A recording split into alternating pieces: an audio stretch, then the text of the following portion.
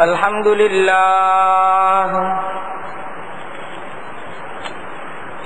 لله نحمده ونستعينه ونستغفره ونؤمن به ونتوكل عليه ونعوذ بالله من شرور أنفسنا ومن سيئات أعمالنا من يهده الله فلا مضل له ومن يضلله فلا هادي له ونشهد أن لا إله إلا الله وحده لا شريك له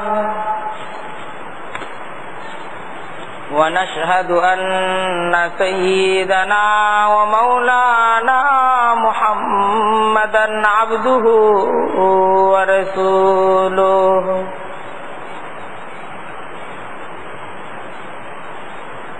أما بعد فأعوذ بالله من الشيطان الرجيم بسم الله الرحمن الرحيم وأن المساجد لله فلا تدعوا مع الله أحدا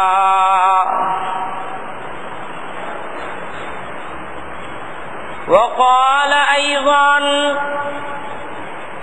ما كان للمشركين أن يعمروا مساجد الله شاهدين على أنفسهم بالكفر أولئك حبطت أعمالهم وفي النار هم خالدون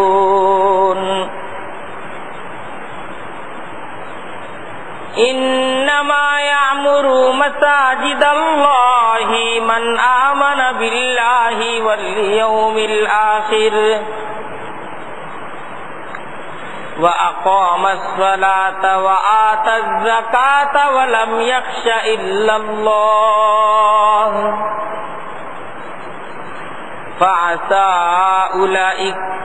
فعسى أولئك أن يكونوا من المهتدين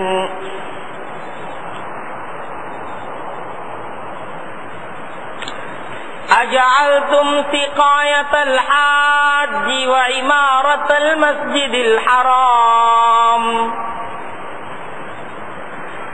كمن آمن بالله واليوم الآخر وجاهد في سبيل الله لا يستوون عند الله والله لا يهدي القوم الظالمين صدق الله العظيم وصدق رسوله النبي الكريم ونحن على ذلك من الشاهدين والشاكرين والحمد لله رب العالمين سبحانك لا علم لنا إلا ما علمتنا إنك أنت العليم الحكيم আল্লাহ তাআলা আমাদেরকে এমন একটা দেশের অধিবাসী করছেন, এই দেশটাকে বলা হয় পৃথিবীর দ্বিতীয় বৃহত্তম মুসলিম দেশ। প্রচুর মুসলমান এদেশে, জনসংখ্যার 90% মুসলমান। 100 জনের মাঝে 90 জনই এদেশে মুসলমান বসবাস করে। আর দেশটা পৃথিবীর মাঝে আকারের দিক দিয়ে অনেক ছোট দেশ, আয়তনের দিক দিয়ে দেশটা অনেক ছোট দেশ, কিন্তু জনসংখ্যার দিক দিয়ে এই দেশটা পৃথিবীর 8ম দেশ।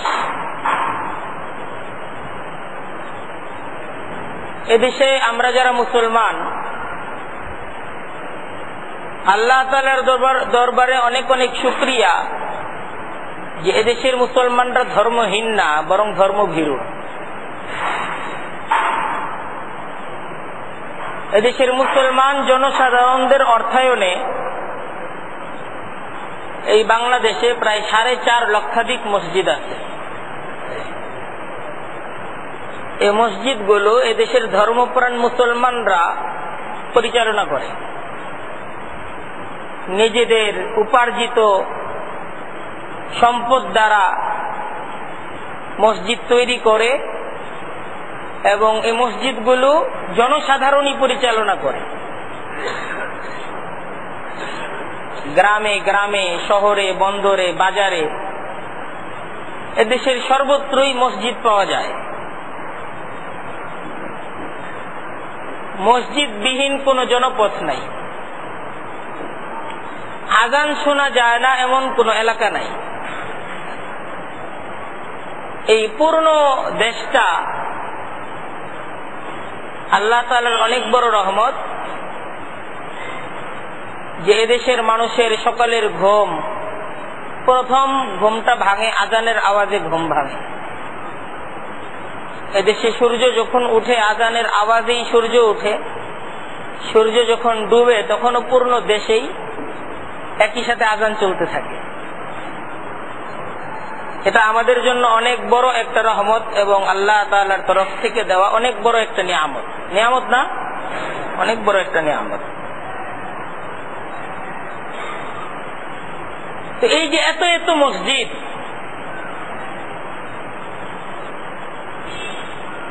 প্রায় 4.5 লক্ষাধিক মসজিদ, এই মসজিদ আল মসজিদ বাইতুল্লাহ, এই সমস্ত মসজিদগুলো কার ঘর? আল্লাহর ঘর। পৃথিবীর সেরা জায়গা, শ্রেষ্ঠতম জায়গা মসজিদ, পবিত্রতম জায়গা। এত পবিত্রতম জায়গা, এই মসজিদে কেউ যদি প্রবেশ করতে চায় তার পবিত্রতা অর্জন করতে হয়। অপবিত্র মানুষ মসজিদে প্রবেশ করতে পারে না। মসজিদে প্রবেশের জন্য পবিত্রতা জরুরি। অপবিত্র অবস্থায় মসজিদে প্রবেশ করা যায় না। একজন ব্যক্তি যদি অপবিত্র অবস্থায় মসজিদে প্রবেশ করে তাহলে সে মসজিদের সাথে বেয়াদবি করবে, সে গুনাহ হবে, তার সে গুনাহগার হল। আর পবিত্রতা সহকারে একজন ব্যক্তি যদি মসজিদে অবস্থান করে, যতটুকু সময় সে মসজিদে অবস্থান করলো তার আমল নামায় ততটুকু সময় শুধু বসে থাকার কারণে অজস্র নেকি লেখা, শুধু বসে থাকার কারণে সে নেকি অর্জন করতে থাকে। আর অপবিত্র অবস্থায় কেউ যদি প্রবেশ করে, এই মসজিদে সে যদি বসবাস করে থাকে, নেকি লেখা হবে, গুনাহ হইতে থাকে। এই মসজিদে অবস্থানকালে কেউ যদি অপবিত্র হয়ে যায়, তার আবার গিয়ে পবিত্রতা অর্জন করে মসজিদে প্রবেশ করতে হয়। এই মসজিদে প্রবেশের জন্য ঈমানদার হইতে হয়, ঈমানের গুণে গুণান্বিত হইতে হয়। খুব সেরা জায়গা, পবিত্রতম জায়গা এই মসজিদ। আর এই মসজিদগুলো কিন্তু প্রত্যেকটা মসজিদই সেই সমাজে যারা মুসলমান, সেই সমাজের মুসলমানদের সামাজিক কেন্দ্র হলো মসজিদ। পূর্ণ সমাজের মুসলমানদের একত্রিত হওয়ার জায়গা, নিজেদের একতা এবং ঐক্য প্রকাশ করার ঠিকানা হলো কি? মসজিদ। দিনে 5 বার পূর্ণ এলাকার মুসলমানরা আজানের পর মসজিদে একত্রিত হয়ে এই কথার ঘোষণা দেয় যে আমরা সবাই মুসলিম, আমরা এক,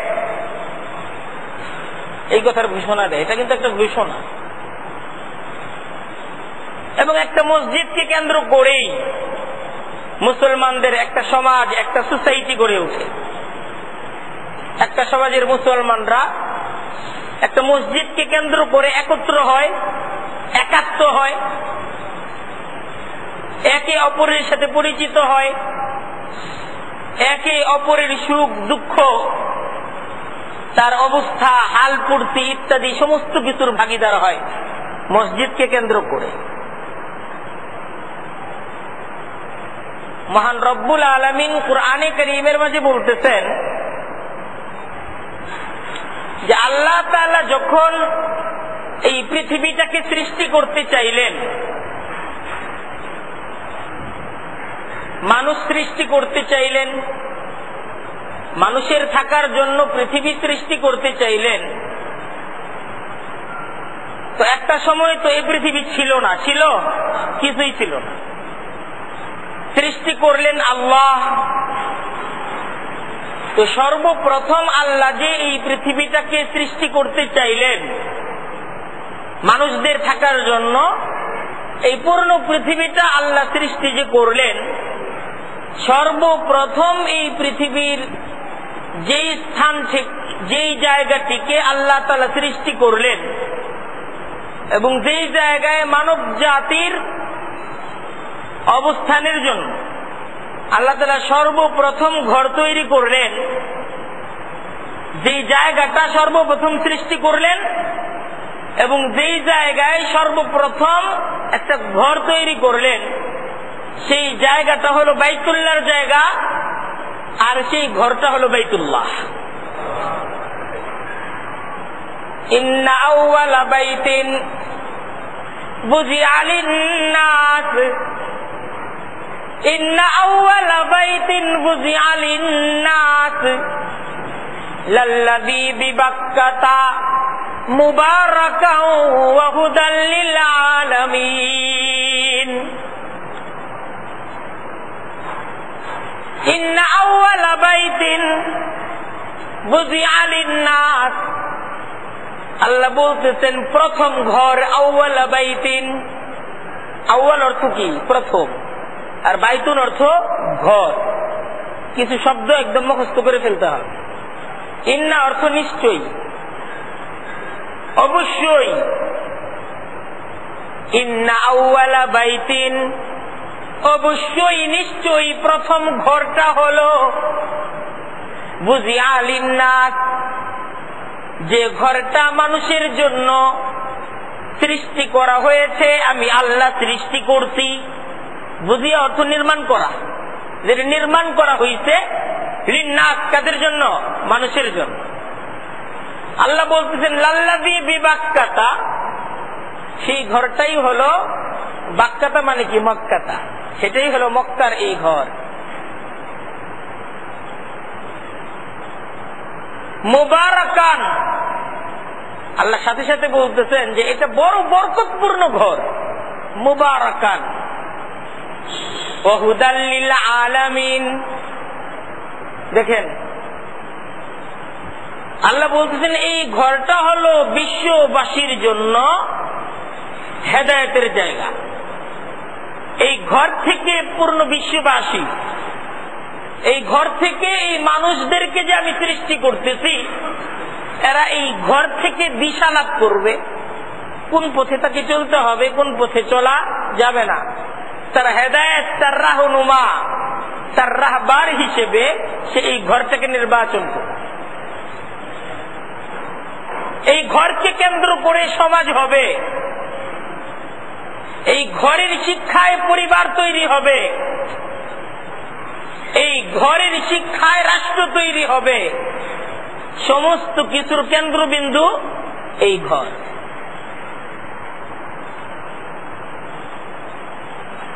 তাই দেখেন মুসলমানদের অতীত ইতিহাস এই কথা বলে যে মুসলমানরা ইসলাম প্রচার এবং প্রসারকালে পৃথিবীর যেই অঞ্চলকেই বিজয় করতেন বা দাওয়াতের নিয়তে পৃথিবীর যেই অঞ্চলেই গেছেন, মুসলমানদের কাজ সেই অঞ্চলে সর্বপ্রথম মসজিদ তৈরি করা, এই কাজটা করতেন। নবী করিম সাল্লাল্লাহু আলাইহি ওয়াসাল্লামের জীবন দেখেন। নবী করিম সাল্লাল্লাহু আলাইহি ওয়াসাল্লাম মক্কা থেকে যখন হিজরত করলেন, হিজরত করে যখন মদিনায় তিনি গিয়ে নিজ ঠিকানা করলেন, সর্বপ্রথম কি নিজের মাথা গুজার জন্য তিনি বাড়ি তৈরি করতেন, না সর্বপ্রথম মসজিদের জমি ক্রয় করে সর্বপ্রথম মসজিদ তৈরি করতেন? একটু বুঝার চেষ্টা করেন। নবী মুহাম্মদুর রাসূলুল্লাহ যখন মদিনায় হিজরত করতেন, তো সেই মদিনায় যাওয়ার পর সর্বপ্রথম নিজের ঘরের চিন্তা করেন নাই, যে থাকবো কোথায়, এ চিন্তা করেন নাই। মেহমান থাকতেন কয়েকদিন, আগে মসজিদ তৈরি করতেন। মসজিদ তৈরি করার পর আল্লাহর রাসূল নিজের ঘর তৈরি করতেন। বাকি জীবনে আল্লাহর রাসূলের এই মসজিদে নববী, আল্লাহর রাসূলের জীবদ্দশায় এটার সংস্কার হয়েছে, এটাকে উন্নত করা হয়েছে, যেন মুসল্লিদের আরো সুযোগ সুবিধা বাড়ে, মুসলমানরা যেন আরো সুন্দরভাবে ইবাদত বন্দেগী করতে পারে। এজন্য মসজিদে নববীটাকে নবীর যুগেই বারবার এটার সংস্কার এবং এটার বিভিন্ন নির্মাণ কাজ করা হয়েছে।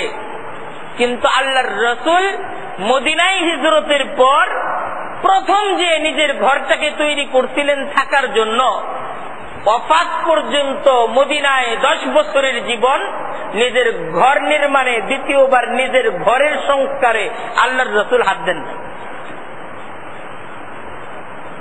ওই যে মাথা গুজার একটা ঘর যে তৈরি হয়েছিল, প্রথম যে ঘরটাকে তৈরি করছিল, সেই ঘরেই পুরো জীবন কাটাইয়া দিচ্ছেন, বাকি জীবন কাটাইয়া দিচ্ছেন। কিন্তু মসজিদকে কিভাবে উন্নত করা যায়, মসজিদকে কিভাবে সুন্দর করা যায়, এটার পিছনে আল্লাহর রাসূল মেহনত করতেন।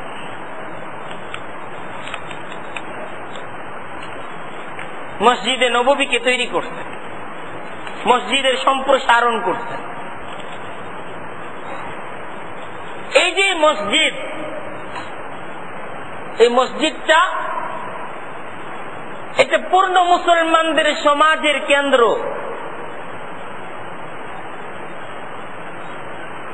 এই মসজিদ দ্বারা এই মুসলমানদের সমাজের পরিচয় প্রকাশ পাবে, মুসলমানদের আদর্শ, মুসলমানদের চেতনা, মুসলমানদেরকে মসজিদে চিনা যাবে। হাদিসের মাঝে আল্লাহর রাসূল বলেন, ইন্নাল মাসাজিদা তাশরুকু লি আহলিস সামাই কামা তাশরুকুন নুজুমু লি আহলিল আরদি। যে আকাশের তারকারা ঠিক যেরকম ভাবে জমিনবাসীকে আলোকিত করে, জমিনবাসী ঠিক যেরকম আকাশের তারা দেখে কবিতা লেখে, আনন্দ উপভোগ করে, ঠিক এরকম আকাশবাসীরা জমিনের মসজিদ গুলোর দ্বারা আলোকিত হয়। জমিনের মসজিদ গুলো ঠিক এরকম আকাশটাকে আলোকিত করে। হাদিসের কথা আল্লাহ রাসূল হাদিসের মাঝে বলছেন, ইন্নাল মাসাজিদা তাশরুকু লি আহলিস সামা। তোমরা আকাশের তারা দেখো, আকাশের তারাগুলো জমিন থেকে ঠিক যেরকম ভাবে সুন্দর এবং মনোমুগ্ধকর হিসেবে দৃশ্যমান হয়, ঠিক আকাশ থেকে জমিনের মসজিদগুলো ঠিক এরকম ভাবে দৃশ্যমান হয়, এমন ভাবে আকাশবাসীরা দেখতে থাকে। দেখেন, এই মসজিদগুলো ইসলামের স্বর্ণ যুগে, নবী মুহাম্মদুর রাসূলুল্লাহর যুগে শুধুমাত্র নামাজ আর কিছু জিকির আজকারেরই কেন্দ্র ছিল না। আল্লাহর নবীর সাহাবা একরাম মসজিদে আসছেন, শুধু নামাজটা পড়ে চলে গেছেন, বা মাঝে মাঝে মসজিদে কিছুটা জিকির আজকার করছেন, কিছু ওয়াজ হইতে সাহাবা একরাম শুনছেন। মসজিদটা শুধু নামাজ আর জিকির আজকারেরই কেন্দ্র ছিল না, বরং জাগতিক পরলৌকিক সমস্ত কাজের কেন্দ্র ছিল এই মসজিদ। রাসূলুল্লাহর মসজিদে নবী মুহাম্মদুর রাসূলুল্লাহর ইমামতিতে, নবী মুহাম্মদুর রাসূলুল্লাহর নেতৃত্বে শুধুমাত্র পরকাল, জান্নাত আর জাহান্নামের ঘটনা আর কবরের ঘটনাই বর্ণনা করা হতো না, বরং এই মসজিদগুলো থেকে এক একজন মুসলমান কি গুণাবলীতে তাকে গড়তে হবে, কি সে করতে পারবে, কি সে করতে পারবে না, তার করণীয় কি, তার বর্জনীয় কি, তার ব্যক্তি জীবনে একজন মুসলমানের ঘর কেমন হবে, একজন মুসলমানের পরিবার কেমন হবে, একজন মুসলমানের সমাজ জীবনের, ঘরোয়া জীবনের, পারিবারিক জীবনের, ব্যক্তি জীবনের সকল বিষয়ের শিক্ষা রাসূলুল্লাহর মসজিদ থেকে দেওয়া হতো।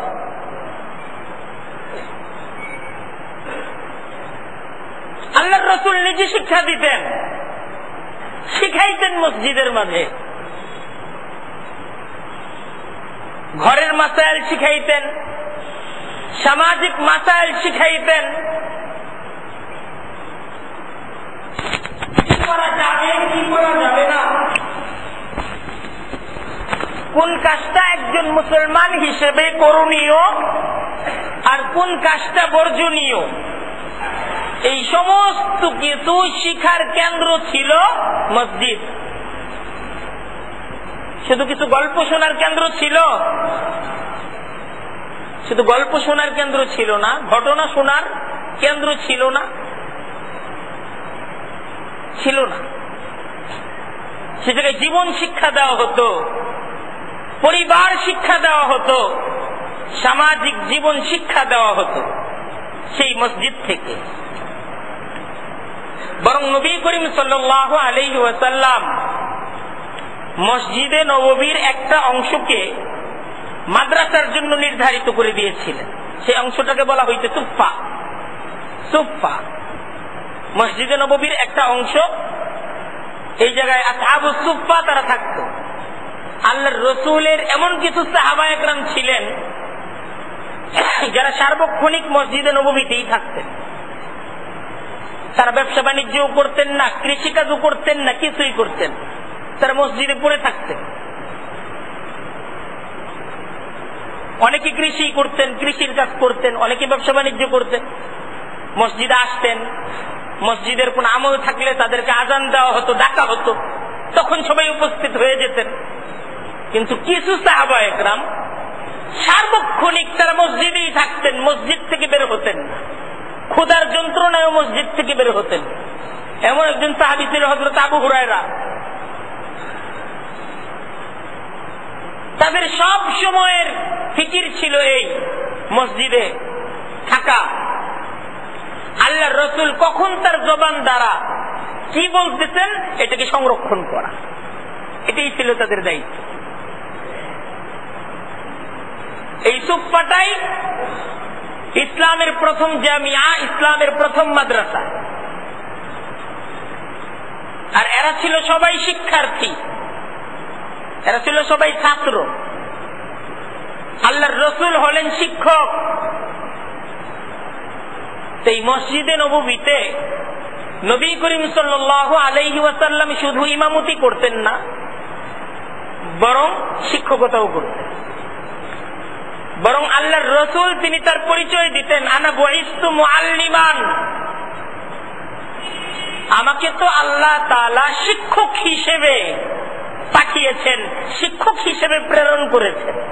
এই পরিচয় দেন নাই যে আমি ইমাম, আনা বুইস্তু ইমামান, আমি শুধু ইমাম হিসেবে প্রেরণ হয়েছি, এটা বোঝান নাই। আল্লাহর রাসূল মসজিদে নববীর ইমাম ছিলেন না, কিন্তু শুধু 5 ওয়াক্ত নামাজ পড়াইতেন। এটা তার পরিচয় ছিল? আপনারা উত্তর দেন। এটা তার পরিচয় ছিল? মুসল্লিরা, আল্লাহর রাসূলের যারা মুসল্লি ছিল, যারা সাহাবায়ে কেরাম ছিল, এরা কি এইটাই মনে করতেন যে আল্লাহর রাসূলের দায়িত্ব 5 ওয়াক্ত নামাজ পড়ানো? বরং তারা আল্লাহর রাসূলের কাছ থেকে ব্যক্তি জীবন, সমাজ জীবন, পারিবারিক জীবনের সমস্ত কিছু শিখত, সমস্ত কিছু জানত। আল্লাহর রাসূলের সাথে তাদের সম্পর্ক ছিল শিক্ষক আর ছাত্রের সম্পর্ক।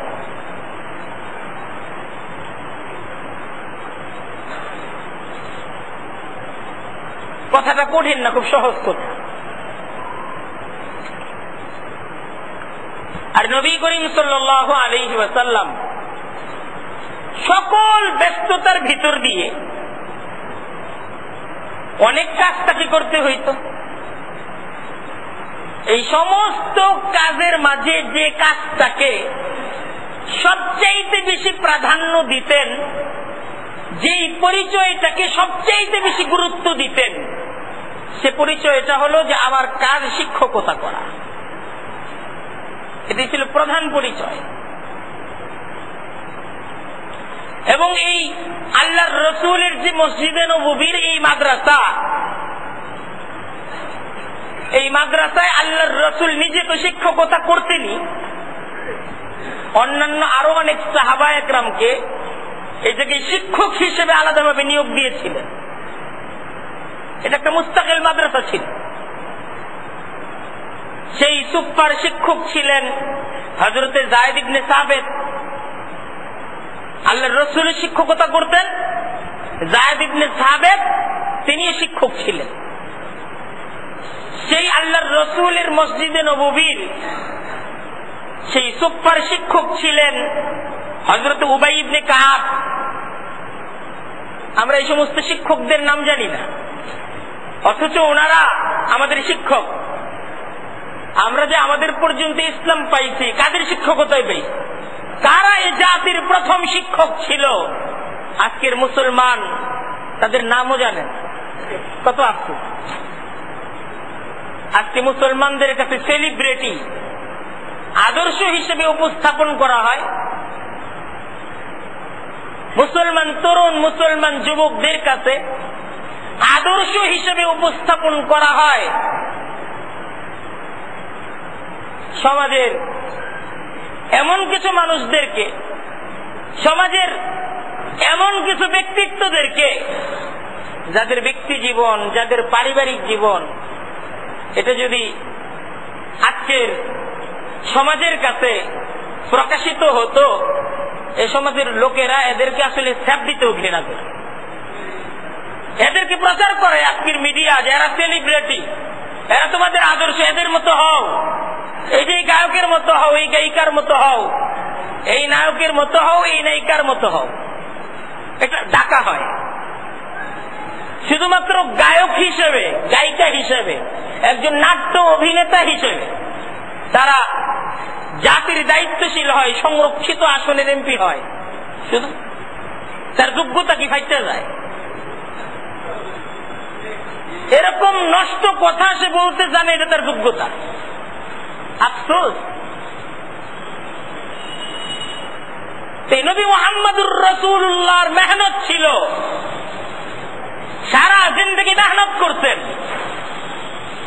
সমাজকে কিছু আদর্শ পুরুষ সমাজের কাছে উপস্থাপন করতে, সমাজ যাদেরকে আদর্শ হিসেবে গ্রহণ করবে এমন কিছু শিক্ষক তিনি সমাজের কাছে তৈরি করতেন, সাপ্লাই দিতেন, যাদেরকে আদর্শ হিসেবে গ্রহণ করা যায়।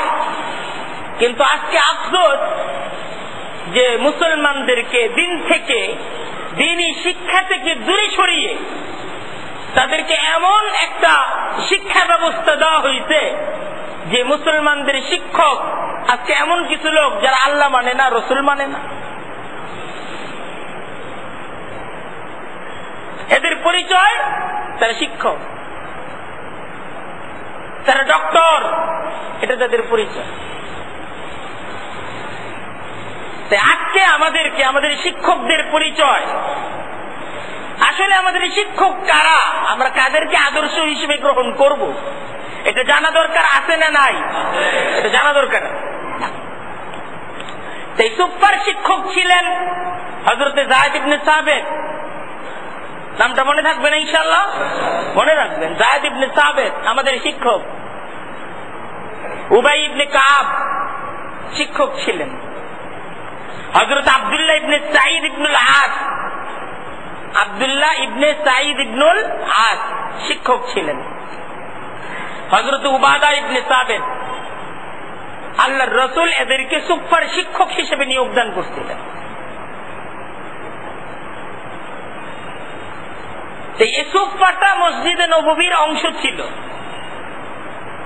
অর্থাৎ মসজিদে নববীটা শুধুমাত্র নামাজ আদায়ের কেন্দ্র ছিল না, আল্লাহর রাসূল মসজিদে নববীকে মুসলমান সমাজের শিক্ষার কেন্দ্র হিসেবে গড়ে তুলেছিলেন।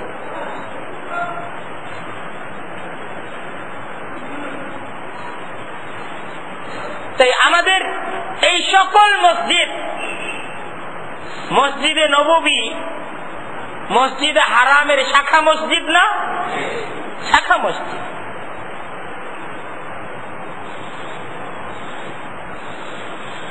এই আল্লাহর রাসূলের মসজিদের আমল, আল্লাহর রাসূল মসজিদকে যেই চেতনার দ্বারা গড়ে তুলেছিলেন, আমাদের প্রত্যেকটা মসজিদ মুসলমানদের নিজেদের স্বার্থে সেই চেতনায় গড়ে তুলতে হবে। নিজেদের স্বার্থে মুসলমানরা এই মসজিদ থেকে ঈমান শিখবে, এই মসজিদ থেকে আমল শিখবে, এই মসজিদ থেকে তাদের মাঝে মুসলমানিত্বের গুণাবলী তৈরি হবে। এই মসজিদ গুলো থেকে মুসলমানরা তাদের পারিবারিক জীবনের বিধান শিখবে, তাদের সামাজিক জীবনের বিধান শিখবে। মসজিদগুলো মুসলমানদের পূর্ণ সমাজ, এটার সমস্ত কিছুর নিয়ন্ত্রকের ভূমিকা পালন করবে মসজিদ। এটা হলো মসজিদের গুরুত্ব। একটা মসজিদের গুরুত্ব অনেক।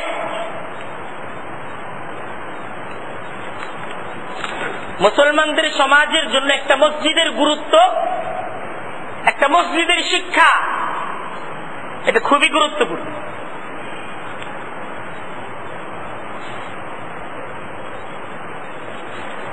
আজকে আমরা আমাদের মসজিদগুলোকে শুধু নামাজ আর সাপ্তাহিক কিছু জিকির আজকার, কিছু তালিম, কিছু সীমাবদ্ধ কাজের মাঝে মসজিদগুলোকে নির্ধারিত সময়ে সুযোগ প্রদান করে বাকি সময় মসজিদগুলোকে তালাবদ্ধ রেখে দেই। অথচ এটা কিন্তু মসজিদে নববীর আদর্শ ছিল না। আল্লাহর রাসূলের মসজিদে নববী এটা 24 ঘন্টাই খোলা থাকত এবং 24 ঘন্টাই মসজিদে নববীতে সাহাবা একরাম পালা করে থাকতেন। মসজিদ খালি থাকত না। মসজিদের রাতের আমল ও সাহাবা একরাম পালা করে করতেন।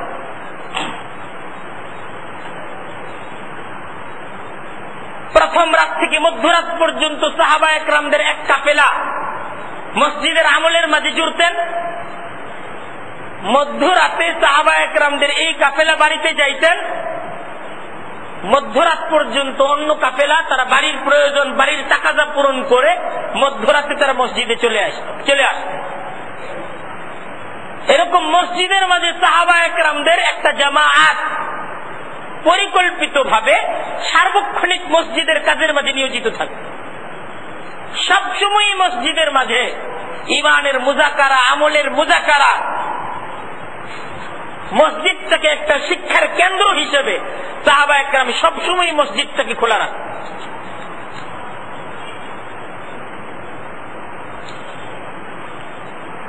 এই মসজিদের শিক্ষার দ্বারা মুসলমান সমাজের মাঝে ঈমান তৈরি হবে, আমল তৈরি হবে, আল্লাহ আল্লাহর রাসূলের ভালোবাসা তৈরি হবে। মসজিদগুলো যদি বিরান হয়ে যায়, মসজিদগুলো যদি তালাবদ্ধ হয়ে যায়, তাহলে মুসলমান সমাজ তাদের মাঝে ঈমান কিভাবে তৈরি হবে? আল্লাহ আল্লাহর রাসূলের মহব্বত কিভাবে তৈরি হবে? মসজিদটা তো মুসলমানদের দাওয়াতের কেন্দ্র। মসজিদ বন্ধ, দাওয়াত বন্ধ। মসজিদ খোলা তো দাওয়াত তো চালু আছে। আজকে আফসোস, আজকে ক্ষুধাদ্রোহিতার দাওয়াত, গুনাহের দাওয়াত 24 ঘন্টা চলে। গুনাহের দাওয়াতের জন্য 24 ঘন্টার চ্যানেল খোলা থাকে, কিন্তু সত্যের দাওয়াত দেওয়ার জন্য আমাদের মসজিদগুলো 24 ঘন্টা খোলা থাকে না। খোলা থাকে, অথচ প্রয়োজন তো মুসলমানরা তাদের নিজেদের সমাজ রক্ষার জন্য, নিজেদের জাতি রক্ষার জন্য, নিজেদের মুসলমানিত্ব রক্ষার জন্য মসজিদগুলোর মাঝে 24 ঘন্টা তাদের আমল, তাদের মেহনত চালু থাকবে। প্রয়োজন। আমার কথাগুলো নতুন মনে হইতেছে, কারণ এই কথাগুলো আমি নিজেও অতীতের 4 বছর বলি নাই। আজকে হঠাৎ করে ইচ্ছা হলো, প্রথম বলতেছি। চিন্তা হইল রাসূলুল্লাহর মসজিদ কেমন ছিল আর মসজিদের আমল কেমন ছিল। কোরআন মসজিদ আবাদ কাকে বলে, এই বিষয়গুলো আমরা আমল করতে পারি আর না পারি, আমাদের অন্তত পক্ষে জানা থাকা দরকার। তো আছে, দরকার আছে না? জানা থাকা, জানা থাকা দরকার আছে। আজকে অনেকেই মসজিদের ব্যাপারে মন্তব্য পেশ করে, মসজিদে এই হওয়া চাই, এই হওয়া চাই না, এই কাজ তো মসজিদে হওয়া যাবে না। এই সমাজের তো জানা দরকার আসলে মসজিদ কোন কাজের জন্য। মসজিদ তো শুধুমাত্র নামাজের জন্য না, মসজিদের ইমাম শুধুমাত্র নামাজ পড়ানোর জন্য না। মসজিদ মুসলমানদের ঘর, পরিবার, সমাজ, রাষ্ট্র সমস্ত কিছু পরিচালনার জন্য। মসজিদের ইমামও মুসলমানদেরকে ইসলামী জীবন শিক্ষা দেওয়ার জন্য। কি কথাটা ঠিক বললাম না? আরে আল্লাহর রাসূল কি করতেন এটা দেখেন, আমার কথা দেখার দরকার নাই। আল্লাহর রাসূল তো মসজিদে নববীর এক ইমাম ছিলেন, শুধুই নামাজ পড়ানোর ইমাম ছিলেন। তাহলে আপনাদের ইমাম শুধুমাত্র নামাজ পড়ানোর ইমাম কেন থাকবে? কেন থাকবে? তার কাছ থেকে জীবন শিক্ষা করা যায় না? ইমামকে শিক্ষক হিসেবে ইমাম নিয়োগ দেন, যে তিনি আমাদের শিক্ষক। যে ইমাম আপনাদের শিক্ষকতা করতে পারে না সেই ইমামকে বরখাস্ত করে দেন। যিনি শিক্ষকতা করতে জানে ওইরকম ইমামকে নিয়োগ দেন। প্রয়োজন ইমাম পরিবর্তন হইতে পারে, কিন্তু মুসলমান ইমামের কাছে তারা শিক্ষা অর্জন করবে। মুসলমান তো শিক্ষা ছাড়তে পারে না।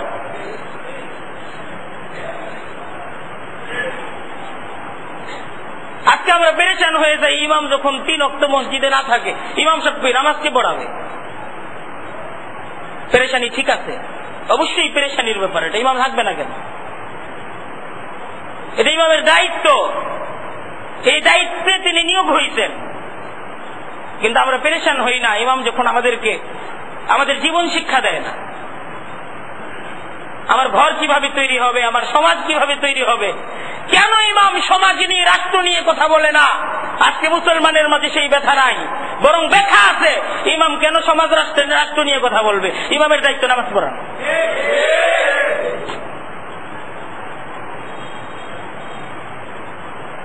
ইমাম তো নায়েব, রাসূলুল্লাহর নায়েব।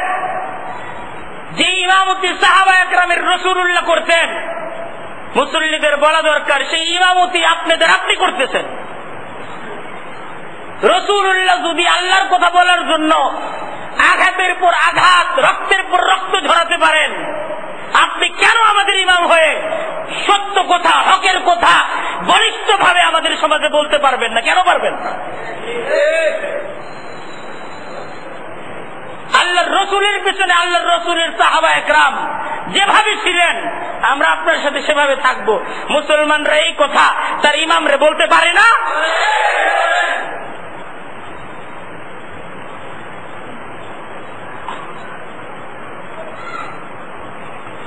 তাই দেখেন, যেই কথা বলতেছিলাম, মসজিদের শিক্ষায় মুসলিম সমাজ আল্লাহর ভালোবাসার গুণে গুণান্বিত হবে। মসজিদ সমাজকে মিথ্যা, কুফর, আল্লাহ দ্রোহিতা এইটার প্রতি ঘৃণা শিক্ষা দিবে, ইমানের ভালোবাসা শিক্ষা দিবে, বেঈমানির ঘৃণা শিক্ষা দিবে। এই দায়িত্ব কার? এই দায়িত্বটা মসজিদের। মুসলমান আর কোথায় শিখবে? আল্লাহর রসুল তো মসজিদকে শিক্ষার কেন্দ্র হিসেবে করে দিয়ে গেছে।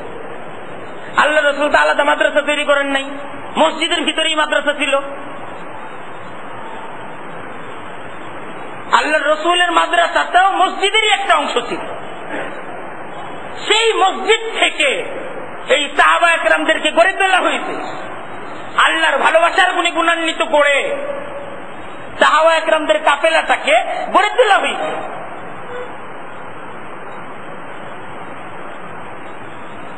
মসজিদটা হবে মারকাজ, পূর্ণ সমাজ, রাষ্ট্র, পরিবারের মাঝে সুবিচার প্রতিষ্ঠা করার মারকাজ। দেখেন কোরআন, দেখেন আল্লাহ কোরআনে কারীমের মাঝে কি বলেন? বল আমার রাব্বি বিল কিসত ওয়া আকিমু বুজুহাকুম ইনদা কুল্লি মসজিদ। কুল, আল্লাহ আল্লাহর নবীকে বলতেছেন, নবী আপনি বলেন আমার রব্বি বিল কিসত। মসজিদে নববীর ইমাম তার মুসল্লিদের কি কথা বলতেছে একটু শুনেন। আল্লাহর রাসূল মসজিদে নববীর ইমাম না? তো ইমাম সাহেব মুসল্লিদেরকে বলতেছে আমার রব্বি বিল কিসত, আমার রব আমাকে হুকুম করেছেন বিল কিসত, সুবিচার প্রতিষ্ঠা করার হুকুম করেছেন। আমার রব্বি বিল কিসত, আমার রব আমাকে সুবিচার প্রতিষ্ঠা করার, ইনসাফ প্রতিষ্ঠা করার আদেশ করেছেন। রাসূলের দায়িত্ব ছিল সুবিচার প্রতিষ্ঠা করা। এমন শিক্ষা সাহাবা একরামদেরকে দেওয়া যে শিক্ষার দ্বারা তাদের মাঝে সুবিচার প্রতিষ্ঠিত হবে, তাদের পারিবারিক জীবনে সুবিচার প্রতিষ্ঠিত হবে, তাদের সামাজিক জীবনে সুবিচার প্রতিষ্ঠিত হবে। এই শিক্ষাটা দিবেন কে? আল্লাহর রাসূল। কাদেরকে? সাহাবা একরামদেরকে। এই শিক্ষাটা দিবেন কে? ইমাম সাহেব। কাদেরকে? মুসল্লিদের। এই শিক্ষা দিবেন, সুবিচার শিক্ষা দিবেন। এটা বলেন নাই, আল্লাহর রাসূল এই কথা বলেন নাই আমাকে আমার রব হুকুম দিয়েছেন তোমাদেরকে 5 ওয়াক্ত ইমামতি করার জন্য। হাদিস এবং কোরআন থেকে দেখান এই কথা আল্লাহর রাসূল বলেছেন? বলছেন সুবিচার শিক্ষা দেওয়ার জন্য, ইনসাফ শিক্ষা দেওয়ার জন্য, এমন শিক্ষায় তোমাদেরকে গড়ে তোলার জন্য আমাকে আমার রব এই মসজিদে নববীর দায়িত্ব দিতেন, যে শিক্ষায় তোমার পরিবার, তোমার সমাজ জীবনে সুবিচার প্রতিষ্ঠিত হবে। ওয়াকিমু বুজুহাকুম ইনদা কুল্লি মসজিদ। পরের আয়াত, ওয়াকিমু বুজুহাকুম ইনদা কুল্লি মসজিদ। তোমরা তোমাদের চেহারাকে স্থির রাখো, তোমরা তোমাদের রুখ রাখো, তোমাদের শিক্ষার কেন্দ্র হিসেবে গড়ে তোলো ইনদা কুল্লি মসজিদ, প্রত্যেকটা মসজিদ। কোরআনের হুকুম, তোমরা তোমাদের প্রত্যেকটা মসজিদকে তোমাদের কেন্দ্র হিসেবে গড়ে তুলো। কিসের কেন্দ্র? শিক্ষার কেন্দ্র। এখান থেকে শিখো কিভাবে তোমার জীবনের প্রত্যেকটা কাজ করতে হবে, শিখো, মসজিদ থেকে শিখো। মসজিদ দ্বারা আমার জীবনের রুখ তৈরি হবে। আমি কোন পথে যাব, কোন পথে যাব না, কি করব, কি করব না, এই শিক্ষাটা নিব কোথা থেকে? মসজিদ থেকে। মসজিদ কিভাবে পরিচালিত হবে এটা অন্য কোন ফোরাম থেকে, অন্য কোন ফোরাম থেকে মসজিদ কিভাবে পরিচালিত হবে, ইমাম কিভাবে পরিচালিত হবে, ইমাম কি কথা বলবে, কি কথা বলবো না, তার শিক্ষা নিয়ে উপস্থিত হব না। এটা মুসলমানের কাজ না। মুসলমানের কাজ মসজিদ থেকে শিক্ষা গ্রহণ করে নিজ প্রত্যেকটা ফোরামে ফোরামে ছড়িয়ে যাওয়া এবং নিজ প্রত্যেকটা ফোরামে ফোরামে মসজিদের শিক্ষার আওয়াজ তোলা। এটা আবার মসজিদের শিক্ষা। এটা ঠিক উচিত কি উচিত না? এটা উচিত। আমি ঘরে যাব, ঘরে গিয়ে বলবো মসজিদে এটা শুনছি। আমি আমার প্রতিষ্ঠানে যাব, বলবো মসজিদে এটা শুনছি। আমি আমার সমাজে যাব, বলবো মসজিদে এটা শুনছি।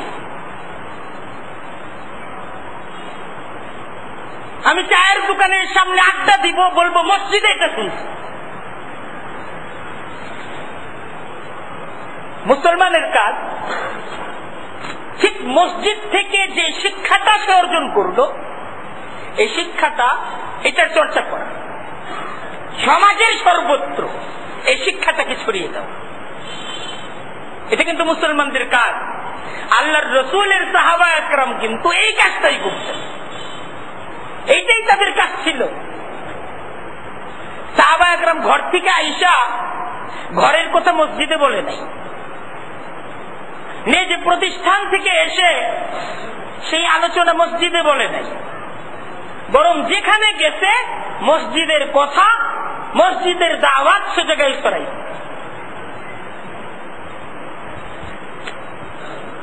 আমরাও মসজিদের দাওয়াতটা, মসজিদের কথাটা সর্বত্র নিজ নিজ অ্যাঙ্গেলে ছড়িয়ে দেব, এই ওয়াদা, এই শপথ নিতে পারি না ইনশাআল্লাহ?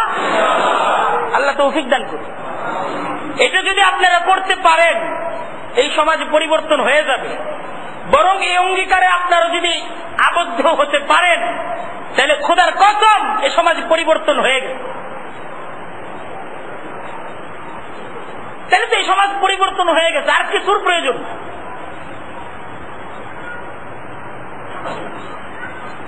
দেখেন আল্লাহ কুরআনে কারীমের মাঝে বলতেছেন, ওয়ান্নাল মাসাজিদা লিল্লাহ ফালা তাদউ মা'আল্লাহি আহাদা, ওয়ান্নাল মাসাজিদা লিল্লাহ, আন্না নিশ্চয়, আল মাসাজিদা, দেখেন মসজিদ বলে নাই, বলছে কি মাসাজিদা। মসজিদ হলো এক বচন, মাসাজিদ হলো বহু বচন। সমস্ত মসজিদ, মসজিদে হারাম থেকে নিয়ে মসজিদে নববী থেকে নিয়ে পৃথিবীর যেই জায়গায় যেই মসজিদ তৈরি হবে, সব মসজিদের কথা। আন্নাল মাসাজিদা, সমস্ত মসজিদ, লিল্লাহ, কার? আল্লাহ। আল্লাহ বলতেছেন সব মসজিদ। এটা যখন মসজিদ হয়ে গেল, এখন এটা কার? আল্লাহর। এখন মসজিদ হিসেবে এটাকে তৈরি করার পর তুমি বলতে পারবে না এটা আমার, এটা আমি করছি, এটা আমার বাপের দেওয়া জায়গা, এটা আমার দাদার দেওয়া জায়গা, মসজিদটা আমার কাকু তৈরি করে দিতে, এই কথা এখন আর কইতে পারবা না। এটার নাম যখন মসজিদ হয়ে গেছে, এখন এটা কার?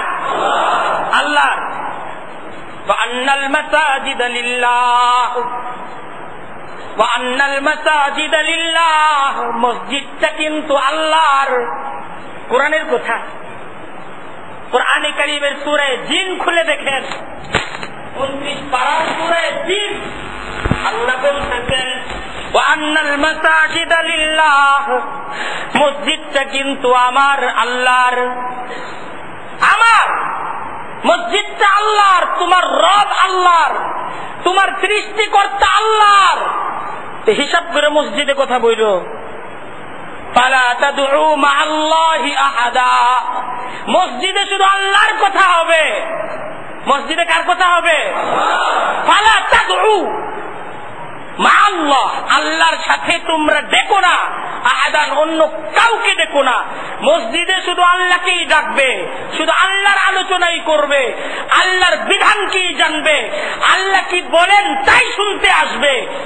মসজিদটা এই জায়গায় অন্য কারো প্রভাব, অন্য কারো প্রতিপত্তি, অন্য কারো ক্ষমতার মুজাহারা মসজিদে করো না। মসজিদ আল্লাহর, এই জায়গা থেকে আল্লাহর শক্তির কথা শুনো, আল্লাহর কুদরতের কথা শুনো, আল্লাহর বরত্বের কথা শুনো, আল্লাহর প্রতি বিশ্বাস ইয়াকিন তৈরি করো। অন্য কোন বিশ্বাস, অন্য কোন আকীদা, অন্য কারো বরত্ব, অন্য কারো ক্ষমতার আলোচনা মসজিদে করার অধিকার তোমার নাই। যদি করো মসজিদের সাথে বেয়াদবি হবে, আল্লাহর সাথে বেয়াদবি হবে, বেয়াদব হিসেবে হাসরের ময়দানে তোমাকে তোলা হবে। এই মসজিদে কিন্তু এক আল্লাহর আলোচনা, এটা কোরআনের কথা। কোরআনের এই কথাগুলো আজকে আমাদের ইমামরা আমাদেরকে বলে না, তার জন্য আমরা জানি না, কিন্তু এই কথাটা কোরআনে আছে।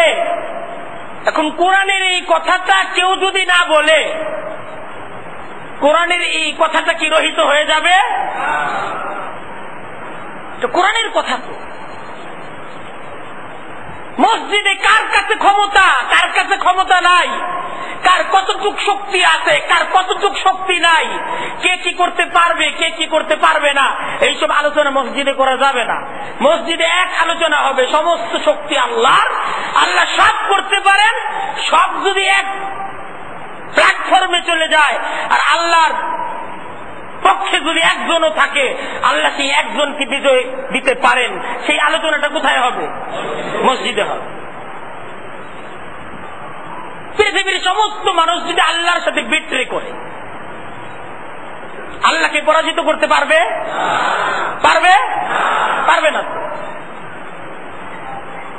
এই পৃথিবীর সমস্ত রাষ্ট্রপ্রধানরা যদি এক হয়ে যায় যে আল্লাহর ক্ষমতা মানি না, পারবে? পারবে না। এই বিশ্বাস ইয়াকিন মসজিদ থেকে তৈরি করে।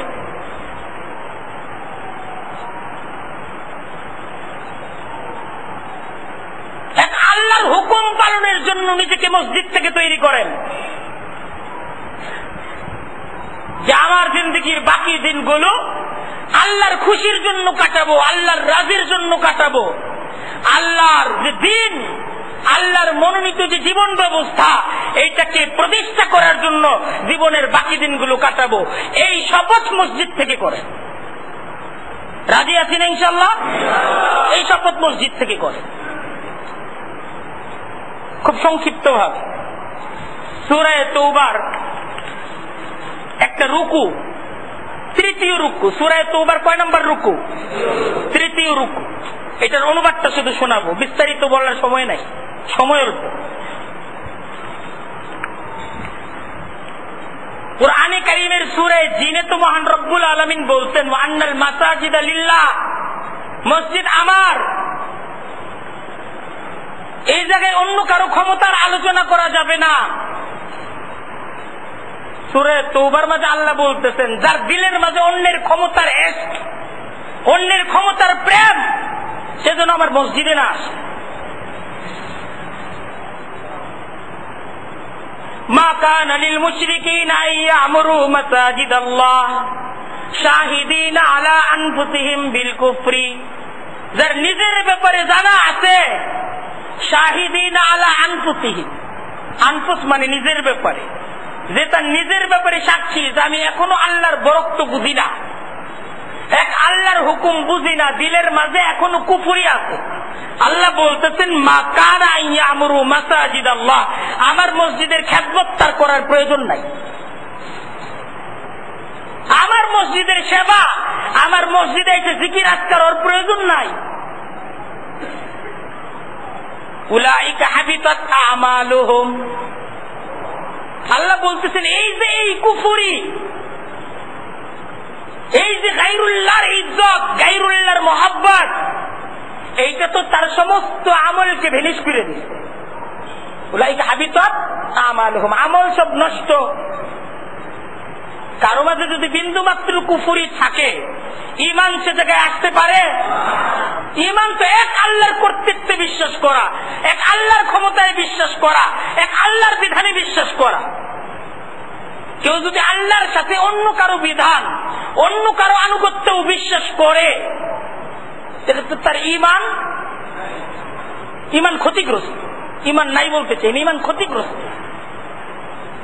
এমন ক্ষতিগ্রস্ত, তার ঈমানের মাঝে এমন এক রোগ, এমন এক ক্যান্সার হয়েছে যে ক্যান্সার তার ঈমানকে আক্রান্ত করতেছে, এই ঈমানকে আস্তে আস্তে ক্যান্সার ছড়িয়ে যাচ্ছে। ওয়াফিন নারি হুম খালিদুন, আল্লাহ বলতেছেন জাহান্নামে তার চিরকালের বসবাস হবে। ইন্নামা ইয়ামুরু মাসাজিদ আল্লাহ, মসজিদের সেবক তারা, মসজিদ আবাদকারী তারা, মান আমানা বিল্লাহি ওয়াল ইয়াউমিল আখির, যে আমাকে বিশ্বাস করে, পরকালকে বিশ্বাস করে, সেই অনুযায়ী জীবনের প্রত্যেকটা কাজ করে, সেই আসলে মসজিদের আবাদকারী, সে মসজিদের আবাদকারী। ওয়া আকামাস সালাতা ওয়া আতাজ যাকাত, নামাজকে কায়েম করে, যাকাতকে প্রদান করে, ওয়ালাম ইয়াখশা ইল্লাল্লাহ, শুধু আল্লাহকে ভয় করে। ওয়ালাম ইয়াখশা ইল্লাল্লাহ, ভয় করে কাকে? এক আল্লাহকে যে ভয় করে, আর কাউকে ভয় করে না। এটা মসজিদের আমল।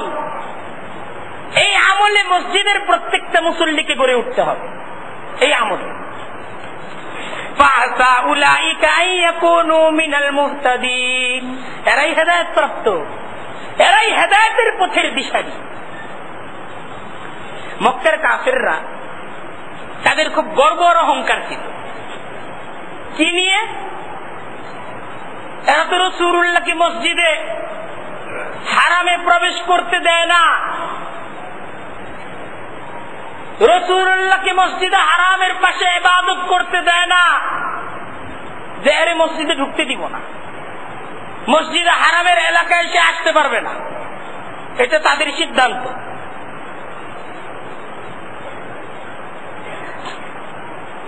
আর তাদের কথা সে বিধর্মী, ধর্ম নষ্ট করছে, ধর্মের বিপক্ষে কথা বলে।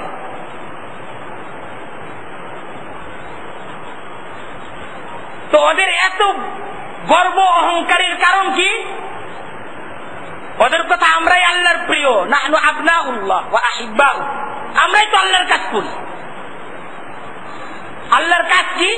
আল্লাহর ঘরে যত হাজিরা আছে এদেরকে পানি পান আমরা করাই, এই ঘরের সুরক্ষা আমরা করি, এই ঘর তো আমরা তৈরি করছি, এই ঘরের মেহনত আমরা করতেছি।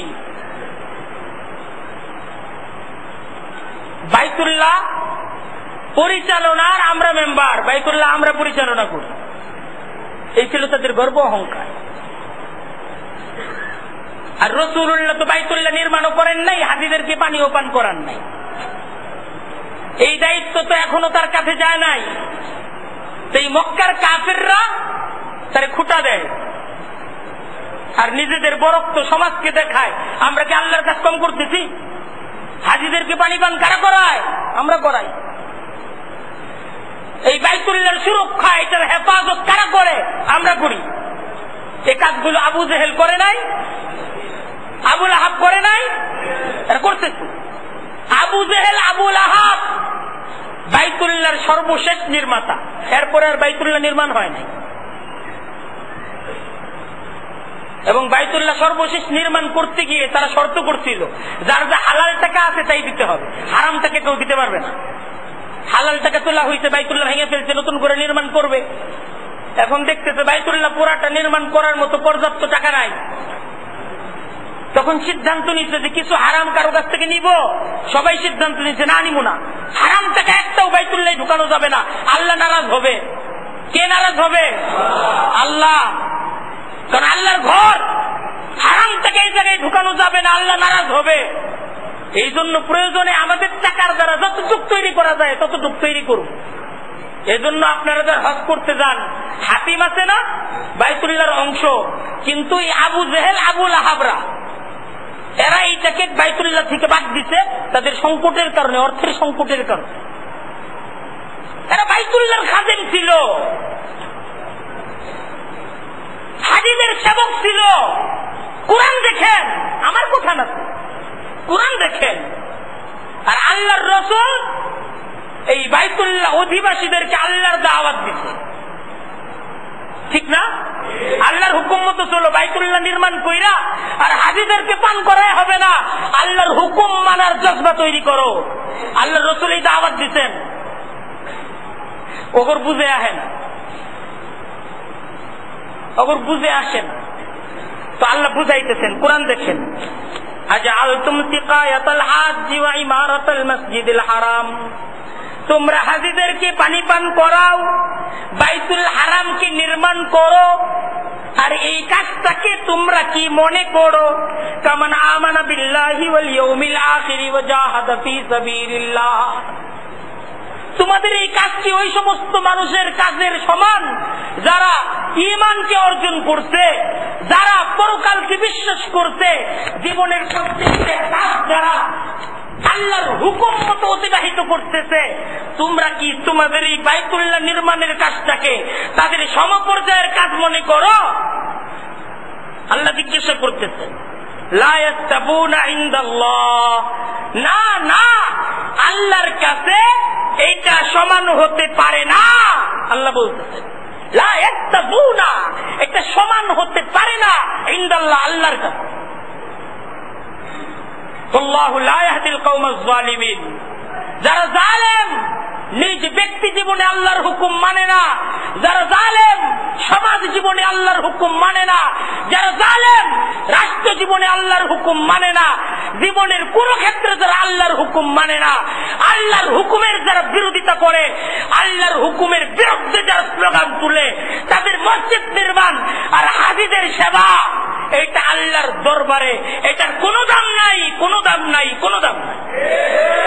এটা আল্লাহ বলতেছে, আল্লাহ কোরআন এই কথা বলতেছে, আল্লাযীনা আমানু ওয়া হাজারু ওয়া জাহাদু ফী সাবিলিল্লাহ বিআমওয়ালিহিম ওয়া আনফুসিহিম। তাহলে আল্লাহর কাছে মর্যাদাবান কারা? আল্লাহ বলতেছেন যারা ঈমান আনছে, সৎকর্ম করছে, যারা নিজের জান এবং মাল দ্বারা আল্লাহর ভালোবাসাকে প্রদর্শন করছে। আযমু দারাজাতান ইনদাল্লাহ, আল্লাহর কাছে তাদের দাম তো অনেক। ওয়া উলাইকা হুমুল ফাইজুন, তারাই হলো সফল ব্যক্তি। ইউবাশশিরুহুম রাব্বুহুম বিরাহমাতিম মিনহু ওয়া রিদওয়ান ওয়া জান্নাতিন লাহুম ফিহা নাঈমুম মুকিম। দুনিয়ার জীবনে আল্লাহর পথে চলতে গিয়ে তারা ফুলের বিছানা পায় না, তাদেরকে পদে পদে তাদের শরীরের মাঝে কাঁটাবিদ্ধ করা হয়, তাদেরকে আঘাত করা হয়, তাদেরকে আক্রান্ত করা হয়। আল্লাহ বলতেছেন দুনিয়ার ছোট একটা জীবন, কিছু কাঁটার আঘাত, কিছু আক্রমণ, কিছু কটু কথাকে তোমরা সহ্য করে মৃত্যুর মাধ্যমে আমার কাছে আসো, আমি তোমাদের প্রতি সন্তুষ্ট, আর তোমাদের জন্য চিরদিনের নিয়ামতের জান্নাত আমি তোমাদের জন্য সাজাচ্ছি। আল্লাহ বলতে। তাই দেখেন কুরআনে কারীমের এই আয়াতগুলো খুব পরিষ্কার ভাবে আমাদের জীবনের দিক নির্দেশনা দিচ্ছে। এই আয়াতগুলোর তরজমার পরে এই আয়াতগুলোর আরো কোনো ব্যাখ্যার প্রয়োজন আছে? তরজমাই তো পরিষ্কার। কুরআনের এই আয়াতগুলো আমাদেরকে কি শিক্ষা দেয়? মুসলমানদেরকে সেই শিক্ষা অনুযায়ী সিদ্ধান্ত গ্রহণ করতে হবে। আপনাকে, আমাকে, আমার আপনার সন্তানকে কোরআনের এই শিক্ষায় গড়ে তুলতে হবে। আমার নিজেকেও কোরআনের এই শিক্ষা অনুযায়ী গড়ে উঠতে হবে। আপনারা যারা মুসলমান সকলকেই কোরআনের এই শিক্ষা অনুযায়ী গড়ে উঠতে হবে না? আপনার আমার সন্তান কোরআনের এই শিক্ষা অনুযায়ী গড়ে উঠতে হবে। আর গড়ে ওঠার কেন্দ্র কি? মসজিদ। মসজিদ থেকে গড়ে উঠতে হবে। আল্লাহ তো মসজিদকে কেন্দ্র নির্ধারণ করছে। মসজিদের দায়িত্বশীলদের অন্যতম দায়িত্ব মসজিদকে শিক্ষার কেন্দ্র হিসেবে গড়ে তোলা। শুধু 5 ওয়াক্ত নামাজের জন্য মসজিদকে খোলা, মসজিদকে বন্ধ করা, এতটুকু দায়িত্বই যদি তারা পালন করে, আল্লাহর কাছে একটা জবাবদিহিতা আছে। আছে আল্লাহর কাছে একটা জবাবদিহিতা। তাদেরকে ভাবতে হবে, তাদেরকে সিদ্ধান্ত গ্রহণ করতে হবে, তাদেরকে এই বিষয় নিয়ে আলোচনা করতে হবে। আমরা এই মসজিদের দায়িত্বশীল, আমাদের এই পূর্ণ এলাকার মানুষদেরকে দিন শিক্ষা দেওয়া, এইটাও আমাদের মসজিদের সেবকদের অন্যতম দায়িত্ব। এবং সেই দায়িত্ব আমরা কিভাবে পালন করব? মসজিদের মাঝে, এই মসজিদের নেতৃত্বে মসজিদ এলাকার প্রত্যেকটা যুবক, এই মসজিদ এলাকার প্রত্যেকটা মানুষ তারা যেন ঈমানকে শিখতে পারে, ঈমানি প্রত্যেকটা দায়িত্ব তারা সুষ্ঠুভাবে পালন করতে পারে, সেই অনুযায়ী নিজেকে মসজিদকে জাগিয়ে তোলা, এটা মসজিদের সেবকদের অন্যতম দায়িত্ব। আজকে দেখেন মসজিদ থেকে ঈমান শিক্ষা না দেওয়ার কারণে, মসজিদগুলো বিরাট হওয়ার কারণে আজকে আমাদের সন্তানরা, আমরা যে মুসলমান এই শিক্ষা ভুলে যাচ্ছে। আজকে একটা নতুন স্লোগান আসছে, তুমি কে আমি কে বাঙালি বাঙালি। শুনছেন না আপনারা? এটা শুনছেন? তুমি কে আমি কে বাঙালি বাঙালি, খুব মজার স্লোগান। আজকের তরুণ, আপনার আমার সন্তান, আমার আপনার ভাই, আমার আপনার প্রতিবেশী, তারা আজকে জবান দ্বারা স্লোগান তুলতেছে, তুমি কে আমি কে বাঙালি বাঙালি। দেখেন আল্লাহর কোরআন কি বলে, وَقُلْ إِنِّي أُمِرْتُ أَنْ أَعْبُدَ اللَّهَ مُخْلِصًا لَهُ الدِّينَ وَأُمِرْتُ أَنْ أَكُونَ أَوَّلَ الْمُسْلِمِينَ। قُلْ, আল্লাহর কোরআন বলতেছে মুমিন তুমি বলো, উমিরতু আন আ'বুদাল্লাহ মুখলিসান লাহুদ্দিন, আমাকে তো আল্লাহর হুকুম পালন করার জন্য আদেশ করা হয়েছে। ওয়া উমিরতু, আমাকে আদেশ করা হয়েছে আন আকুন আউয়ালাল মুসলিম। আউয়াল শব্দের অর্থ কি? প্রথম। আউয়ালাল মুমিনিন, তোমাকে হুকুম দেওয়া হয়েছে মুসলিম, এই পরিচয় দেওয়ার জন্য আমি প্রথমে মুসলমান। কোরআন বলতেছে, একটা কথা আমার না, এই প্রত্যেকটা কথা কোরআনের। আজকের এই সংকটময় পরিস্থিতিতে আমি নিজে কোনো মন্তব্য করে ধরা খেতে চাই না। প্রত্যেকটা কথা কোরআনের, কোরআনের রেফারেন্স সহ প্রত্যেকটা কথা বলতেছি। কারো শরীরের মাঝে এই কথার জন্য যদি অ্যালার্জি হয়, কোরআনকে দায়ী করে। জানি অনেকের শরীরের মাঝে চুলকানি উঠবে, এটা তো কোরআনের কথা, কথাটা কোরআনের। মোকাবেলা যদি করতে চান আমার সাথে মোকাবেলা করতে পারবেন। আপনার সর্বোচ্চ মোকাবেলার দ্বারা আমার যে ক্ষতিটা হবে, এক হলে এই শরীর থেকে কিছু রক্ত ঝরবে বা এই মসজিদটা ছেড়ে যেতে হবে, এটা আপনার সর্বোচ্চ মোকাবেলা। কিন্তু আপনি যে কোরআনের মোকাবেলা করতেছেন, আমার এই কথার প্রতিবাদ করে তার জন্য আপনাকে লড়তে হবে কার সাথে, সেই সিদ্ধান্ত গ্রহণ করুন। আপনি কার সাথে লড়তেছেন? আমি তো আমার কথা বলতেছি না, আমি কেন আমার কথা বলবো? আমি কেন আমাকে আসামি করবো? আমি তো কোরআনের কথা বলতেছি।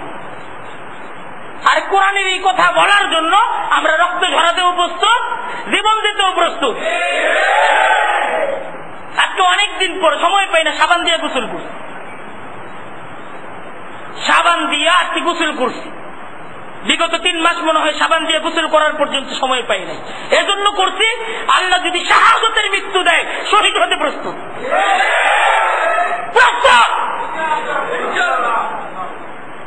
মুসলমান শাহাদাতের জন্য প্রস্তুত থাকে।